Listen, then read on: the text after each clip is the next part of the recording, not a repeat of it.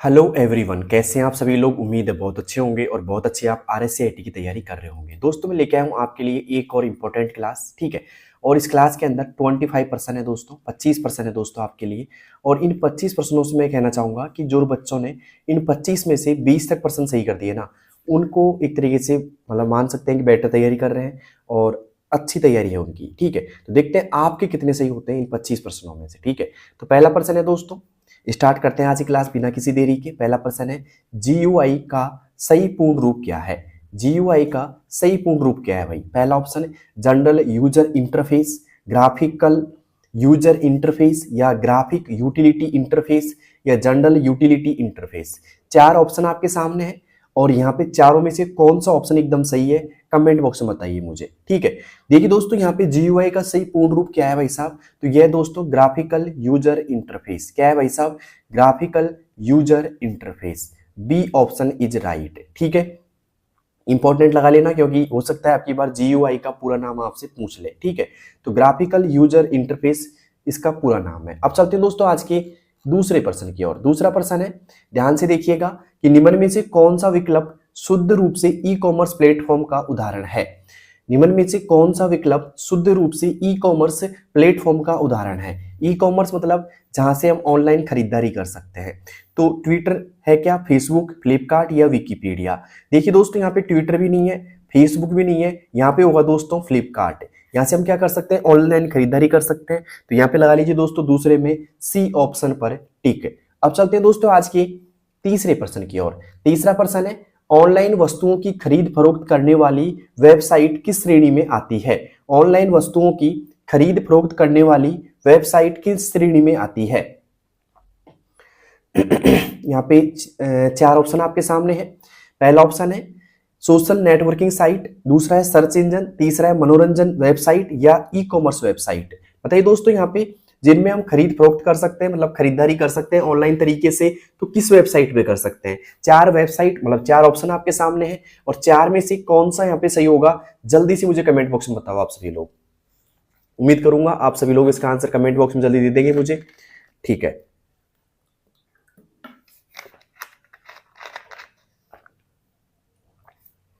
देखिए दोस्तों, यहाँ पे सही जवाब जो होने वाला है वो होगा दोस्तों ई कॉमर्स वेबसाइट।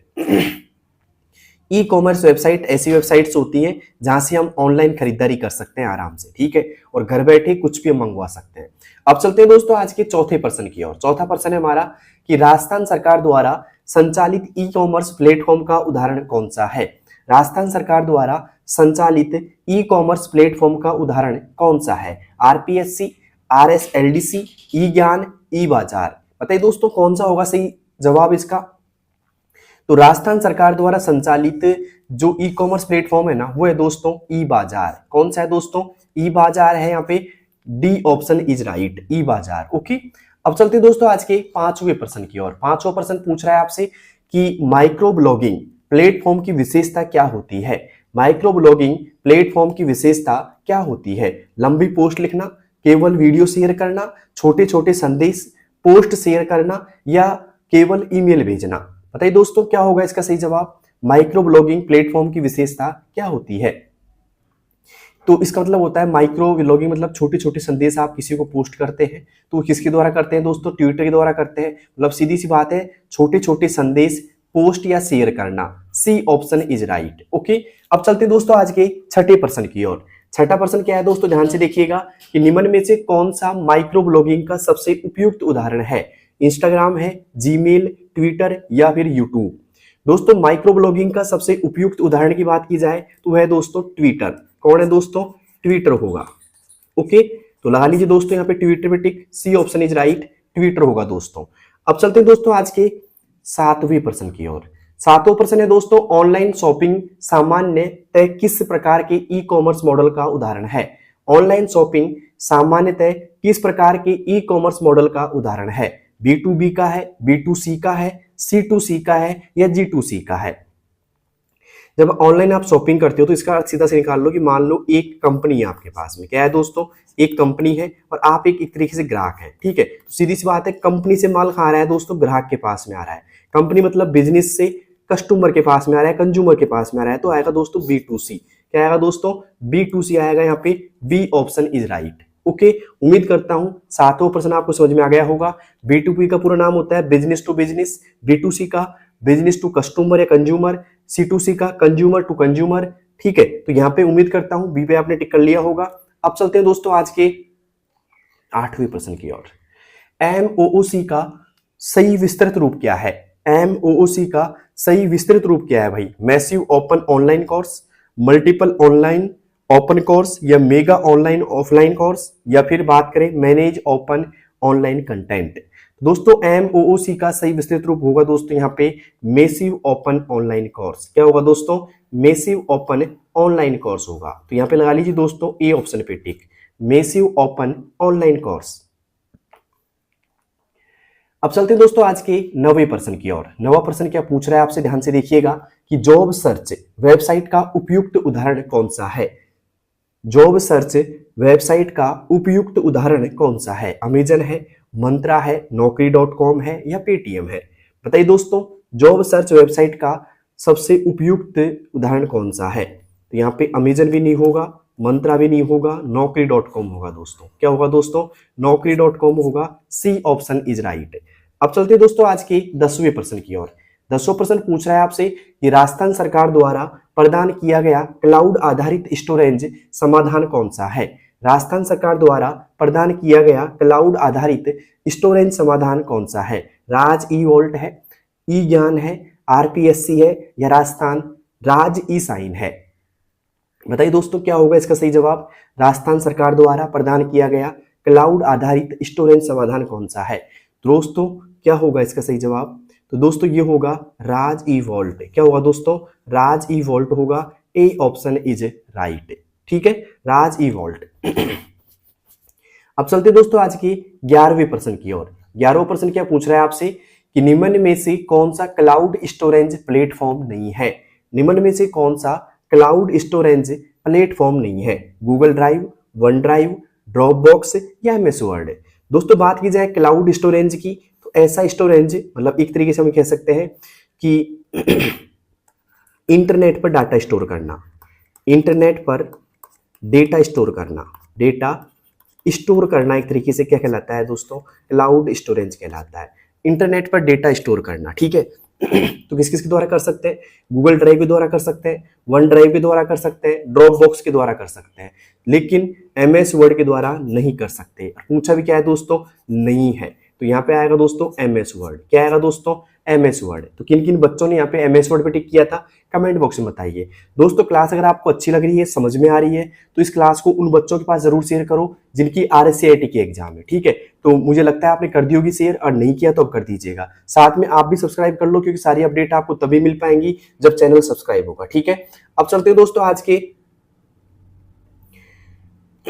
12वें प्रश्न की ओर। 12वां प्रश्न आपके सामने है दोस्तों, एक बार पढ़ लीजिए सभी लोग। क्वेश्चन पूछ रहा है आपसे 12वां कि इंटरनेट का उपयोग निम्न में से किस प्रकार के कार्यों के लिए किया जाता है?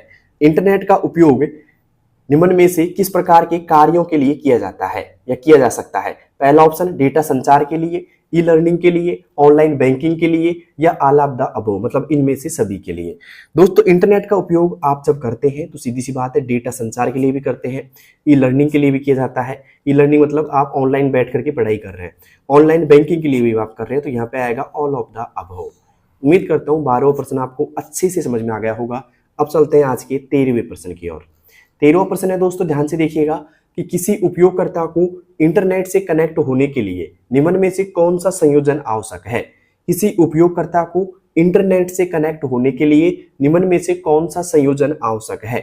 केवल हार्डवेयर उपकरण, केवल सॉफ्टवेयर, हार्डवेयर सॉफ्टवेयर एवं इंटरनेट सेवा प्रदाता, या केवल ब्राउजर? बताइए दोस्तों, पूछ रहा है आपसे कि इंटरनेट से कनेक्ट होने के लिए निम्न में से कौन सा संयोजन आवश्यक है? केवल हार्डवेयर उपकरण, केवल सॉफ्टवेयर, हार्डवेयर सॉफ्टवेयर एवं इंटरनेट सेवा प्रदाता, या फिर केवल वेब ब्राउजर? दोस्तों हार्डवेयर भी चाहिए आपको, सॉफ्टवेयर भी होना चाहिए, और इंटरनेट सेवा प्रदाता यानी कि ISPP होनी चाहिए। ठीक है, तो यहाँ पे सीधी सी बात है, सी ऑप्शन इज राइट। ठीक है, 13वें में क्या आएगा दोस्तों? सी ऑप्शन आएगा। अब चलते हैं दोस्तों आज के अगले प्रश्न की ओर। अगला प्रश्न है हमारा ISP, आईएसपी का पूरा नाम क्या है? Internet service provider. इंपॉर्टेंट है, अब की बार देखने को मिल सकता है आपको एग्जाम के अंदर इसका पूरा नाम। तो आईएसपी यानी कि इंटरनेट सर्विस प्रोवाइडर का मुख्य कार्य क्या होता है? वेब डिजाइन करना, इंटरनेट कनेक्टिविटी उपलब्ध कराना, सर्च इंजन विकसित करना या डाटा स्टोरेज करना। बताइए दोस्तों आईएसपी का मुख्य कार्य क्या हो सकता है या क्या होता है? दोस्तों आईएसपी का जो मुख्य कार्य होता है ना, वो होता है दोस्तों इंटरनेट कनेक्टिविटी उपलब्ध कराना। क्या होता है दोस्तों? इंटरनेट कनेक्टिविटी उपलब्ध कराना। तो बी ऑप्शन पे लगा लो टिक दोस्तों सभी बच्चे, इंटरनेट कनेक्टिविटी उपलब्ध कराना। अब चलते हैं दोस्तों आज के 15वें प्रश्न की ओर। 15वां प्रश्न है दोस्तों, ध्यान से देखिएगा, वेब ब्राउजर का उपयोग मुख्यतः किस उद्देश्य के लिए किया जाता है? वेब ब्राउजर का उपयोग मुख्यतः किस उद्देश्य के लिए किया जाता है? पहला, हार्डवेयर नियंत्रण के लिए, वेब पेजों का एक्सेस एवं प्रदर्शित करना, ऑपरेटिंग सिस्टम को अपडेट करना या वायरस हटाना। बताइए दोस्तों क्या होगा इसका सही जवाब कि वेब ब्राउजर का उपयोग मुख्यतः किस उद्देश्य के लिए किया जाता है? दोस्तों जो मुख्यतः उद्देश्य होता है वो होता है दोस्तों वेब पेजों को एक्सेस एवं प्रदर्शित करना। वेब पेजों को एक्सेस एवं प्रदर्शित करना, मतलब बी ऑप्शन इज राइट। तो उम्मीद करता हूं 15वें में आपने बी कर लिया होगा दोस्तों टिक। अब चलते हैं आज की 16वें प्रश्न की ओर। 16वां प्रश्न आपसे क्या पूछ रहा है, ध्यान से देखिएगा। मॉडेम का कार्य क्या होता है? मॉडेम का कार्य क्या होता है? पहला, डिजिटल सिग्नल को केवल स्टोर करना, दूसरा, एनालॉग सिग्नल को केवल भेजना, तीसरा, डिजिटल और एनालॉग सिग्नल के बीच रूपांतरण करना, या फिर बात करें केवल नेटवर्क स्पीड बढ़ाना। 16वें में क्या सही होगा जो दोस्तों जवाब जल्दी से कमेंट बॉक्स में दे सकते हैं आप सभी लोग। तो दोस्तों यहाँ पे आएगा मॉडेम का जो कार्य होगा वो होगा दोस्तों डिजिटल और एनालॉग सिग्नल के बीच रूपांतरण करना। डिजिटल और एनालॉग सिग्नल के बीच रूपांतरण करना, c option is right. Okay, अब चलते हैं दोस्तों आज के 17वें प्रश्न की ओर। 17वां प्रश्न है दोस्तों, यूआरएल का प्रयोग किसके लिए किया जाता है? यूआरएल का प्रयोग किसके लिए किया जाता है? पहला ऑप्शन इंटरनेट की स्पीड मापने के लिए, दूसरा किसी वेब संसाधन का पता दर्शाने के लिए, तीसरा ईमेल भेजने के लिए और चौथा नेटवर्क सुरक्षा के लिए। बताइए दोस्तों यूआरएल का प्रयोग किसके लिए किया जाता है?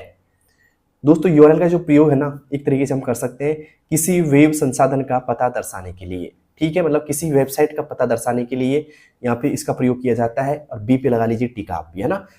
और यूआरएल का पूरा नाम क्या होता है दोस्तों? यूनिफॉर्म रिसोर्स लोकेटर होता है यूआरएल का पूरा नाम। ठीक है, अब चलते हैं आज के 18वें प्रश्न की ओर। 18वां है कि www यानी कि वर्ल्ड वाइड वेब किसका संग्रह है? हार्डवेयर उपकरणों का, वेब पेजों एवं वेबसाइट का, केवल ईमेल का या नेटवर्क केबल्स का।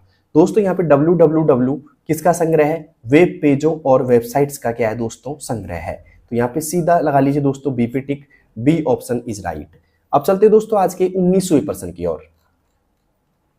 क्लास अगर आपको अच्छी लग रही है, समझ में आ रही है, तो उन सभी बच्चों के पास भी शेयर कर दीजिएगा जिनकी RSCIT की एग्जाम है। ठीक है, तो निम्न में से कौन सा विकल्प ईमेल सेवा का उदाहरण नहीं है? निम्न में से कौन सा विकल्प ईमेल सेवा का उदाहरण नहीं है? जीमेल, याहू मेल, आउटलुक या फ्लिपकार्ट। बताइए दोस्तों निम्न में से कौन सा विकल्प ईमेल सेवा का उदाहरण नहीं है? जीमेल, याहू मेल, आउटलुक या फ्लिपकार्ट। देखिए दोस्तों यहाँ पे बात करें तो जीमेल भी होता है दोस्तों इसका उदाहरण, याहू मेल भी होता है, आउटलुक भी होता है, मतलब तीनों तो होते हैं दोस्तों, लेकिन फ्लिपकार्ट नहीं होता है भाई साहब। तो यहाँ पे आएगा फ्लिपकार्ट, क्योंकि पूछा क्या है आपसे? नहीं है। ठीक है, तो कौन सा नहीं है भाई साहब? फ्लिपकार्ट नहीं है। उम्मीद करता हूं 19वां भी आपको समझ में आ गया होगा। अब चलते हैं बिना किसी देरी के 20वें प्रश्न की ओर। 20वां प्रश्न देखिए दोस्तों क्या है, पूछ रहा है आपसे कि सर्च इंजन का मुख्य कार्य क्या होता है? सर्च इंजन का मुख्य कार्य क्या होता है? फाइल डाउनलोड करना, इंटरनेट पर जानकारी खोजने में सहायता करना, ईमेल भेजना या वेबसाइट बनाना।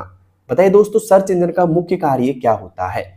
फाइल डाउनलोड करना, इंटरनेट पर जानकारी खोजने में सहायता करना, ईमेल भेजना या वेबसाइट बनाना। दोस्तों यहाँ पे बात करें सर्च इंजन की, तो सर्च इंजन एक तरीके से हम जानकारी खोज सकते हैं इसमें। तो सीधी सी बात है दोस्तों, इंटरनेट पर जानकारी खोजने में सहायता करना, इंटरनेट पर जानकारी खोजने में सहायता करना। दोस्तों यहाँ पे आएगा बी ऑप्शन पे लगा लो टिक, इंटरनेट पर जानकारी खोजने में सहायता करना। ठीक है, तो उम्मीद करता हूँ दोस्तों 20वां प्रश्न आपने एकदम सही कर दिया होगा, और उम्मीद मुझे ये भी है कि 20 में से आपके 20 प्रश्न एकदम सही हो गए होंगे। अब चलते हैं दोस्तों आज के 21वें प्रश्न की ओर। 21वां क्या पूछ रहा है, ध्यान से देखिएगा। डीएनएस यानी कि डोमेन नेम सिस्टम का कार्य क्या है, डीएनएस का कार्य क्या होता है। अब डीएनएस का पूरा नाम क्या होता है, ये अगर आपसे पूछ लिया जाए मान लो, तो आप बता सकते हैं दोस्तों, डोमेन नेम सिस्टम। याद रखना, मैं पूछ सकता हूं आगे जाके आपसे, डीएनएस का पूरा नाम क्या होगा दोस्तों, डोमेन नेम सिस्टम होता है। और काम क्या करता है, पहला ऑप्शन आईपी एड्रेस को डोमेन नेम में बदलना, दूसरा डोमेन नेम को आईपी एड्रेस में बदलना, तीसरा डेटा इंक्रिप्शन करना, या फिर नेटवर्क स्पीड बढ़ाना। दोस्तों डोमेन नेम जो होता है, डीएनएस जो होता है, एक तरीके से वो कार्य करता है डोमेन नेम को आईपी एड्रेस में बदलना, डोमेन नेम को आईपी एड्रेस में बदलना किसका काम होता है दोस्तों, डीएनएस का काम होता है। अब चलते हैं दोस्तों आज के 22वें प्रश्न की ओर। 22वां दोस्तों, डीएनएस का सही पूर्ण रूप क्या है। पहला ऑप्शन डोमेन नंबर सिस्टम, दूसरा डिजिटल नंबर नेम सिस्टम, या डोमेन नेम सिस्टम, या डाटा नेटवर्क सर्विस। दोस्तों ये क्वेश्चन दे रहा हूं मैं आपको होमवर्क में, उम्मीद करूंगा ये प्रश्न का आंसर आप बिल्कुल भी गलत नहीं करेंगे, क्योंकि जस्ट अभी मैंने बताया था आपको डीएनएस का पूर्ण रूप। ठीक है, तो जल्दी से आप बताइए मुझे कमेंट बॉक्स के अंदर डीएनएस का पूर्ण रूप। ठीक है, देखते हैं किन किन बच्चों का ध्यान था क्लास में, वो सभी बच्चे इस क्वेश्चन का आंसर तो सही देंगे कम से कम। ठीक है, तो इसका जल्दी से कमेंट बॉक्स में आंसर दीजिए सभी बच्चे, देखते हैं कौन कौन देता है इसका आंसर। अब चलते हैं दोस्तों आज के 22वें प्रश्न की ओर। 22वां प्रश्न है, आईपी का सही पूर्ण रूप क्या है। आईपी का सही पूर्ण रूप क्या है, internet protocol, internal process, integrated programme, या इंटरनेट प्रोसेस। बताइए दोस्तों क्या होगा इसका सही जवाब। आईपी एड्रेस जो होता है या आईपी जो होती है उसका पूरा नाम क्या होगा भाई साहब। तो आईपी का पूरा नाम होगा दोस्तों इंटरनेट प्रोटोकॉल। क्या होता है दोस्तों, इंटरनेट प्रोटोकॉल आईपी का पूरा नाम होगा। लगा लीजिए दोस्तों ए ऑप्शन पे टिक, इंटरनेट प्रोटोकॉल।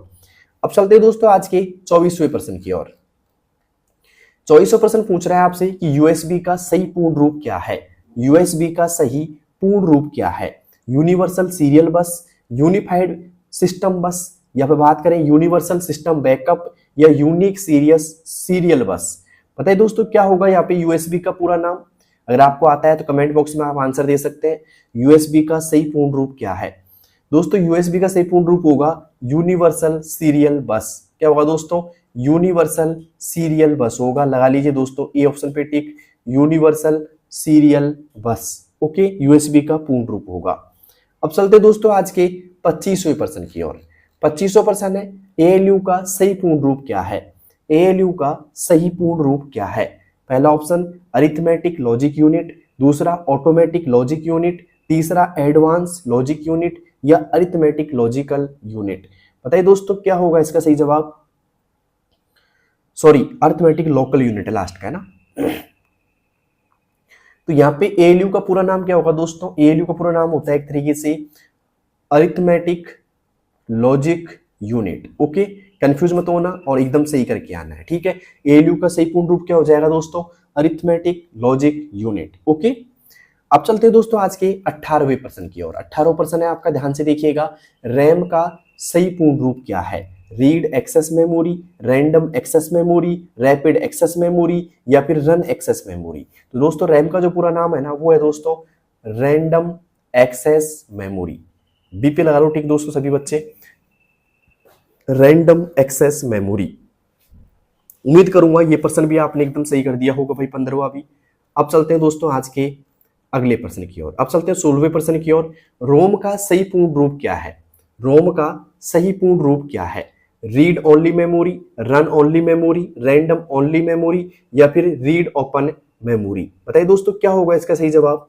तो यहाँ पे बात की जाए दोस्तों, रोम का सही पूर्ण रूप होगा रीड ओनली मेमोरी। क्या होगा दोस्तों, रीड ओनली मेमोरी होगा।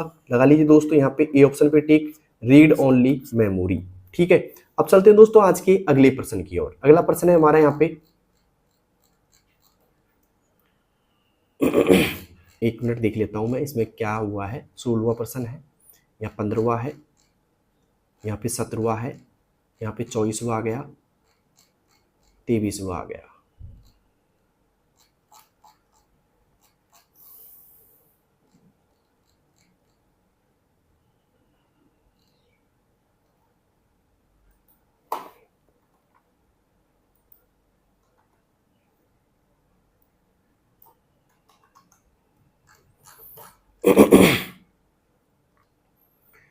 अब चलते हैं दोस्तों अगले क्वेश्चन की और अगला क्वेश्चन है हमारा यहाँ पे 25वां। एएलयू का सही पूर्ण रूप क्या है? एएलयू का सही पूर्ण रूप क्या है? पहला arithmetic logic unit, automatic logic unit, या फिर एडवांस लॉजिक यूनिट, या अरिथमेटिक लोकल यूनिट। बताइए दोस्तों क्या होगा इसका सही जवाब 25वें में। अगर आपको आता है एएलयू की पूरा नाम तो आप कमेंट बॉक्स में लिख सकते हैं सभी बच्चे। और क्लास कैसी लगी अब तक की, अगर आपको अच्छी लगी तो कमेंट बॉक्स में जरूर बताना। एएलयू का पूरा नाम होगा दोस्तों अरिथमेटिक लॉजिक यूनिट। क्या होगा दोस्तों? Arithmetic logic unit. अब मुझे बताइए जल्दी से किन किन बच्चों के 25 में से लगभग 23% सही है।